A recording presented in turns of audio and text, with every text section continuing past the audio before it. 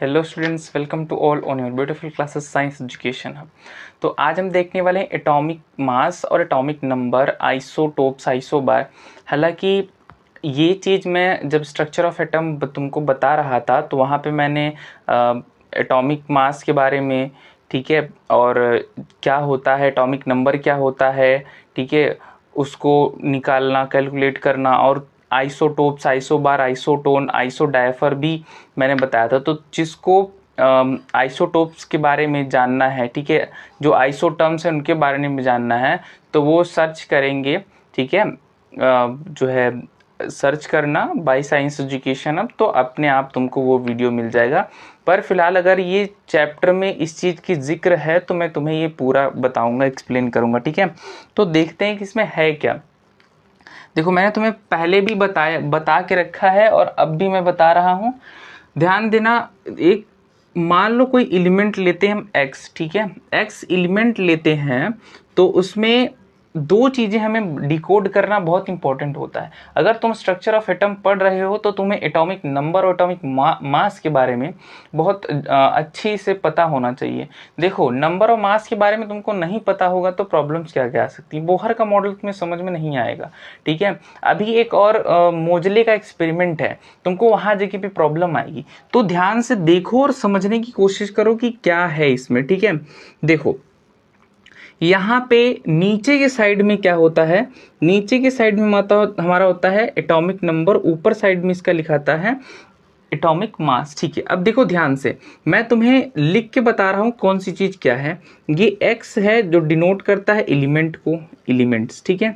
ये एलिमेंट कुछ भी हो सकते हैं, एज एग्जाम्पल तुम्हारा नाइट्रोजन हो सकता है, सल्फर हो सकता है, फास्फोरस हो सकता है, ये सारे एक्स एलिमेंट हो सकते हैं। जेड क्या है, जेड नंबर ऑफ प्रोटॉन्स है, नंबर ऑफ प्रोटॉन्स, क्या, नंबर ऑफ प्रोटॉन्स, ठीक है।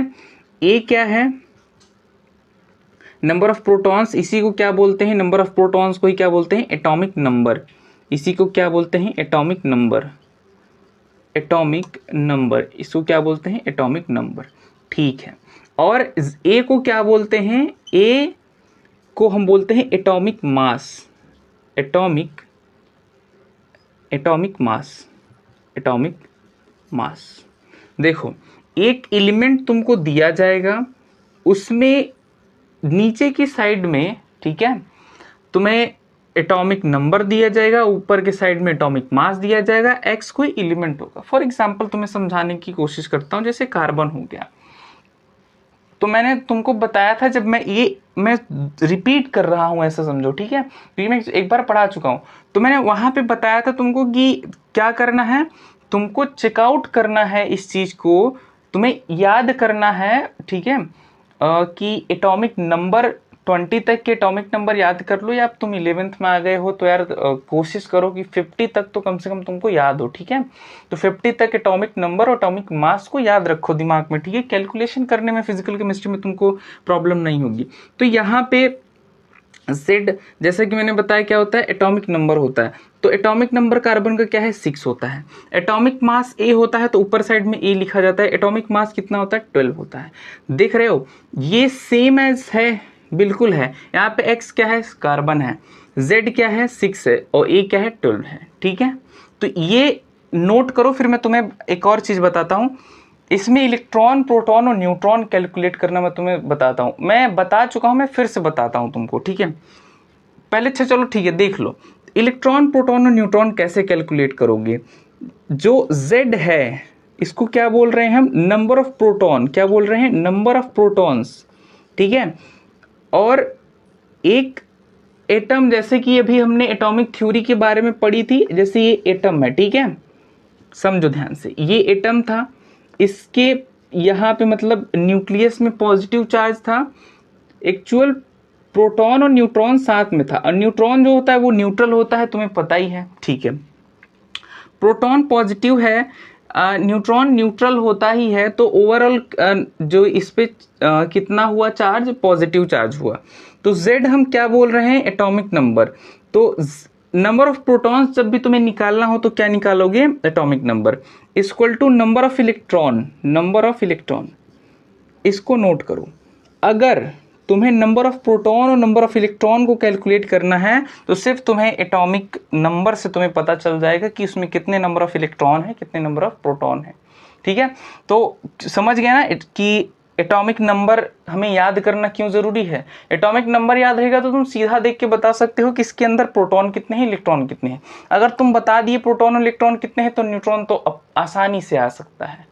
ठीक है, देखो ये तो बस मैं तुम्हें समझा रहा हूं, अभी मैंने एटॉमिक मास स्टार्ट नहीं किया। ठीक है, एटॉमिक मास अभी इसके बाद स्टार्ट करूंगा, पहले तुम समझो कि हम किस चीज के बारे में पढ़ने जा रहे हैं। ठीक है, तो ये हुआ तुम्हारा नंबर ऑफ प्रोटॉन और इलेक्ट्रॉन कैलकुलेट कर सकते हो।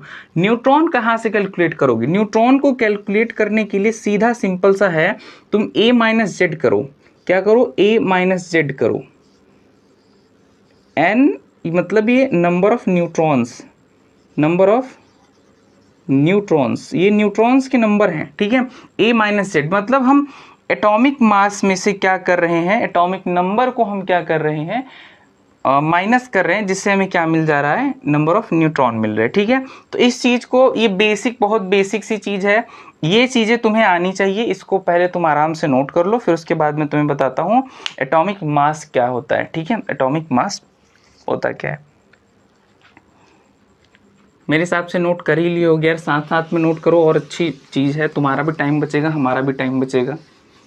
अब देखो एटॉमिक मास होता क्या है, एटॉमिक मास क्या होता है।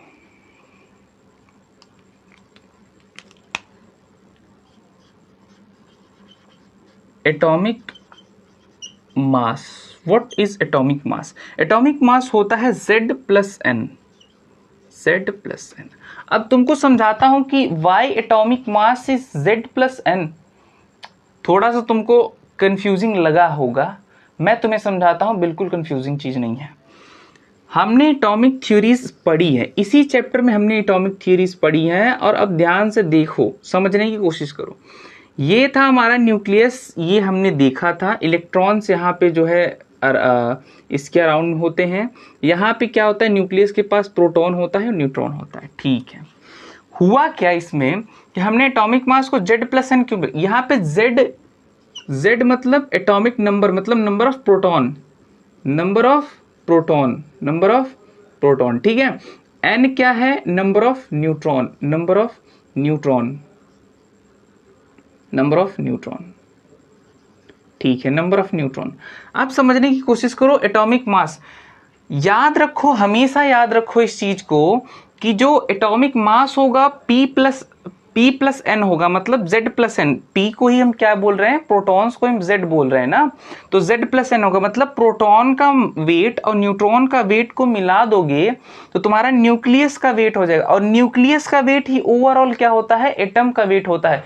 बिकॉज, क्योंकि इलेक्ट्रॉन का जो वेट होता है ना, जो मास होता है, वो निग्लेजिबल होता है, निग्लिजिबल होता है। सही लिख रहा हूं ना यार, निग्लिजिबल नहीं, नहीं गलत है, नेग्लिजिबल।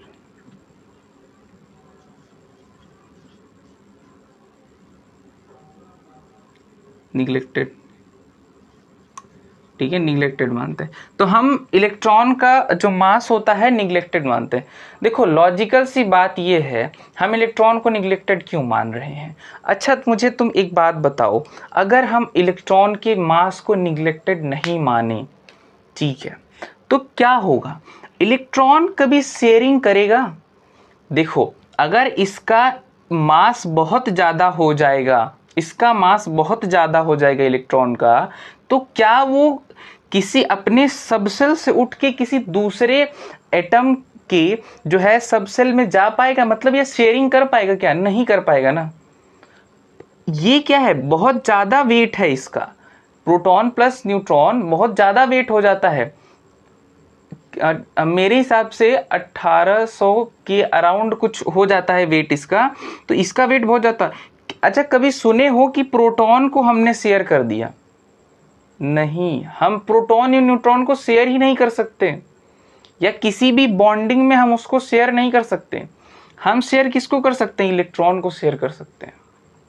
इलेक्ट्रॉन इधर उधर आता जाता रहेगा, उसका इसीलिए उसका मास निग्लेजिबल है, क्योंकि बहुत अच्छा देखते नहीं, जो थोड़ा दुबले पतले लोग होते हैं वो थोड़ा एक्टिव होते हैं, और जो थोड़े मोटे होते हैं, मैं किसी को मतलब ऐसे पर्सनली नहीं बोल रहा हूँ, पर होता है जो थोड़े से मोटे होते हैं वो थोड़े से एक्टिव कम होते हैं ना।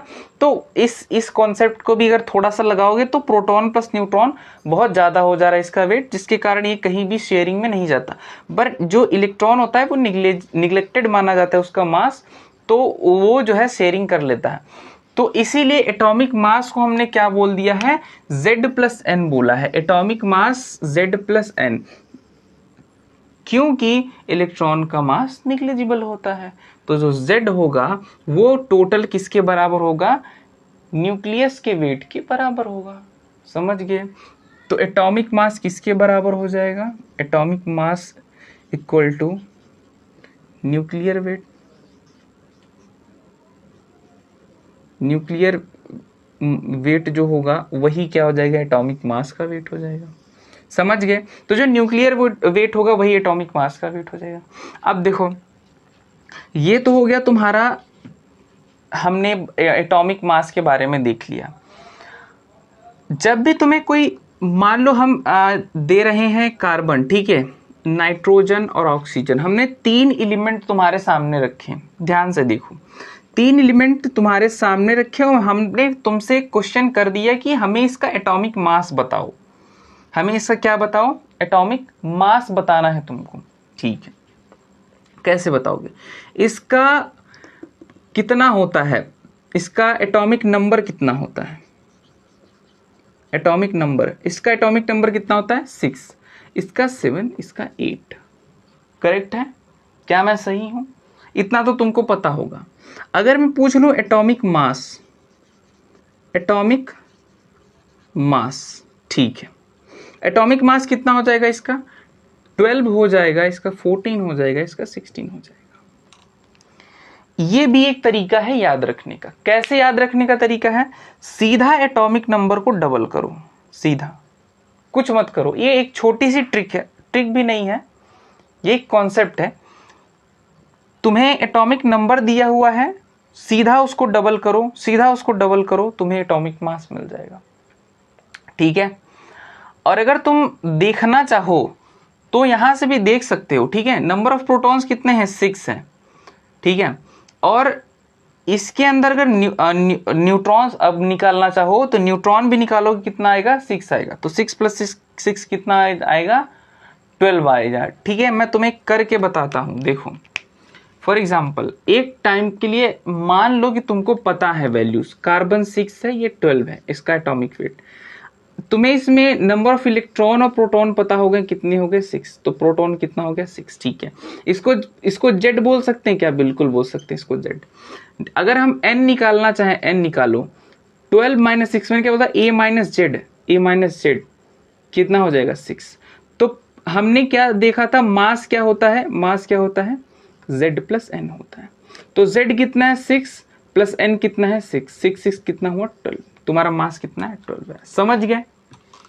तो तुम सिंपली याद रख सकते हो इस चीज को कि तुम्हारा जो एटॉमिक मास है सीधा डबल करने पर भी आ जाएगा, पर कहीं कहीं पे नहीं होगा।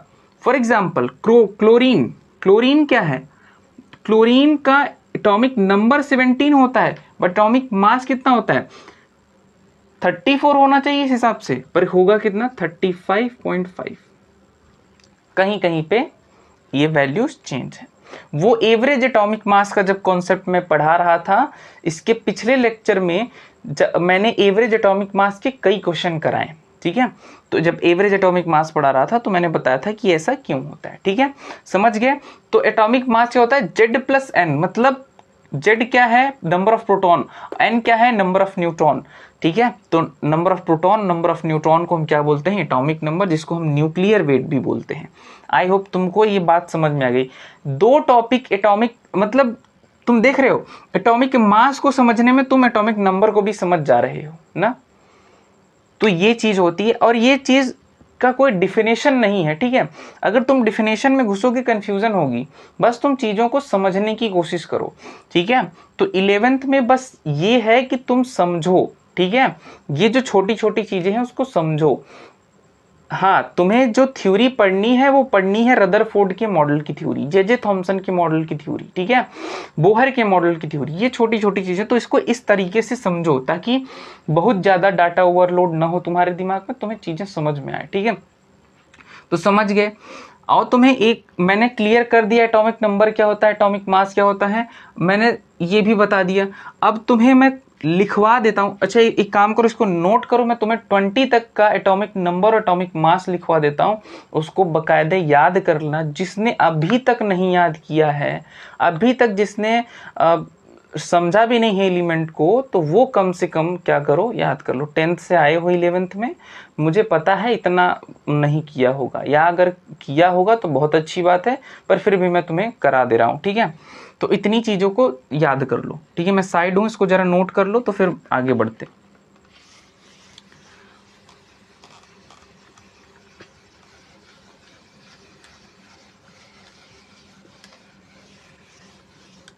नोट करना ज़रा, तो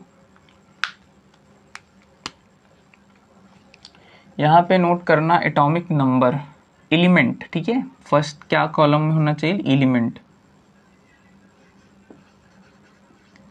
एलिमेंट, फिर उसके बाद atomic number, atomic number, atomic number, atomic mass, atomic mass, ठीक है। एटॉमिक नंबर, एटॉमिक मास, ठीक है। देखो,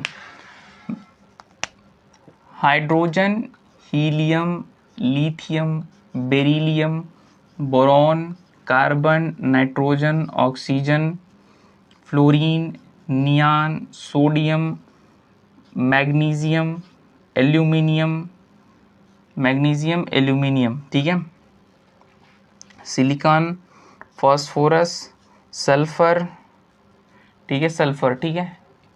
पहले इतने इतने को नोट करो।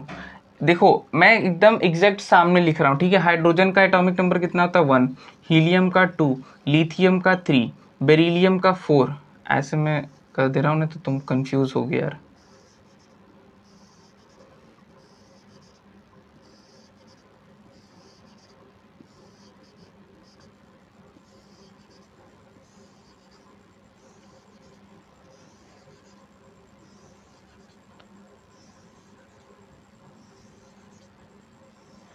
देखो, बेरिलियम का कितना हुआ, 4, इसका 5, 6, 7, 8, 9, 10, 11, 12, 13, 14, 15, 16, ठीक है, 16 तक हो गया। इसका एटॉमिक मास कितना हो जाएगा, इसका हाइड्रोजन का एटॉमिक मास 1 का 1 ही होगा। हीलियम का कितना हो जाएगा, 4 हो जाएगा। इसका कितना हो जाएगा, 6। मैं यहाँ भी ऐसे कर दे रहा हूँ।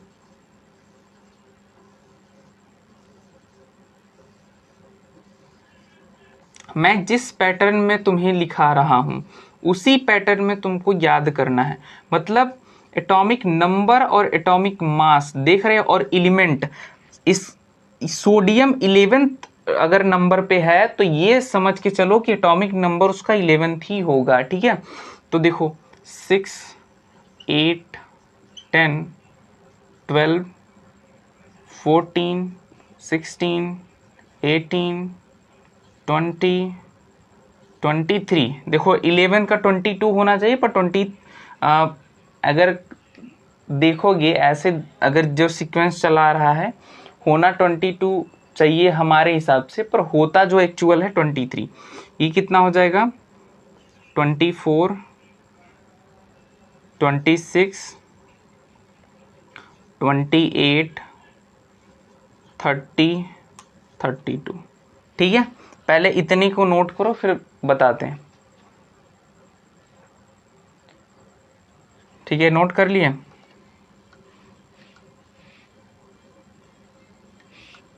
चलो 16 तक कर लिए थे।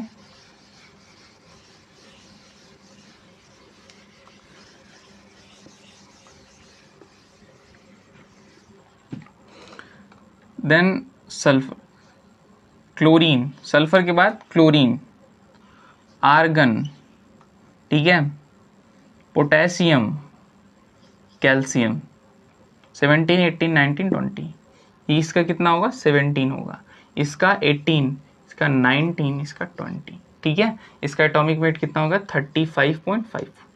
हमारे हिसाब से कितना होना चाहिए 34, पर ये रॉन्ग है, 34 35.5।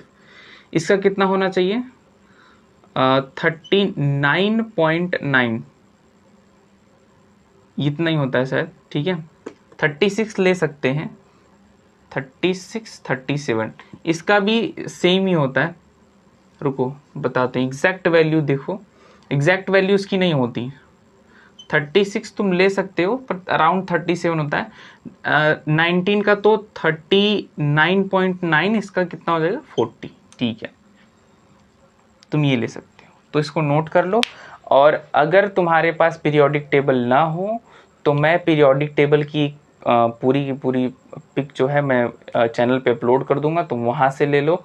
नहीं तो मार्केट में 10-15 रुपए की पीरियोडिक टेबल आती है, उसको ले लो, याद कर लो। फिजिकल केमिस्ट्री पढ़ रहे हो या पूरी केमिस्ट्री पढ़ रहे हो, इनऑर्गेनिक ऑर्गेनिक सब में तुमको इस चीज़ की जरूरत पड़ेगी। एलिमेंट की ही तो कहानी है केमिस्ट्री, जितनी स्टोरी है इसी पर और इसी के अराउंड घूम फिर रही है, ठीक है। तो ये एटॉमिक नंबर, एटॉमिक मास का थोड़ा सा कॉन्सेप्ट था, बहुत हल्का था, ठीक है। आज इसको समझ लिया। आइसोटोप्स, आइसोबार, आइसोटोन्स, आइसोडायफर, मैंने जितने भी आइसो टर्म्स हैं वो मैंने डिस्कस कर रखे हैं। मैं इस वीडियो के डिस्क्रिप्शन बॉक्स में उसका लिंक दे दूंगा तुमको, तो तुम आसानी से वहां जाना, उस वीडियो को देखना, ठीक है। अब इसके आगे हम क्या पढ़ेंगे, इसके आगे हम पढ़ेंगे बोहर्स के टर्म। पहले तो मोज़ले को पढ़ेंगे, ठीक है, उनका एक बहुत अच्छा सा एक्सपेरिमेंट था, उसको देखेंगे। फिर उसके बाद बोहर्स एटॉमिक मॉडल पढ़ेंगे, ठीक है। आज की जो चीज़ें थी वो थोड़ी सी लाइट थी, ठीक है, अंडरस्टैंडिंग पर थी, ठीक है, और मैं पढ़ा चुका था, ठीक है। बस आपको इन्फॉर्मेशन देना ज़रूरी था कि मैं इस बात को पढ़ा चुका हूँ। जो ज़रूरी चीज़ें थी वो भी मैंने तुम्हें बता दी। डिस्क्रिप्शन में लिंक दे दूंगा, आराम से देख लेना, कोई बहुत बड़ी चीज़ नहीं है, आइसो टर्म्स है, छोटी छोटी चीज़ें समझ में आ जाएगा, ठीक है। इसके बाद हम देखेंगे मोज़ले के एक्सपेरिमेंट को, फिर उसके बाद बोहर्स के एक्सपेरिमेंट को देखेंगे और धीरे धीरे इस चैप्टर में आगे बढ़ेंगे, ठीक है। और साथ में पैरेलली हम आपकी जो है देख रहे हैं तो एक चैप्टर और स्टार्ट कर देंगे, तो बहुत जल्दी सिलेबस कवर हो जाएगा। सिलेबस की चिंता मत कीजिए, ठीक है। तो मिलते हैं नेक्स्ट क्लास में। आई होप तुम्हें पेशेंस के साथ देखे होगे, समझे होगे, तुम्हें समझ में आया होगा। मिलते हैं नेक्स्ट लेक्चर में। Thank you so much.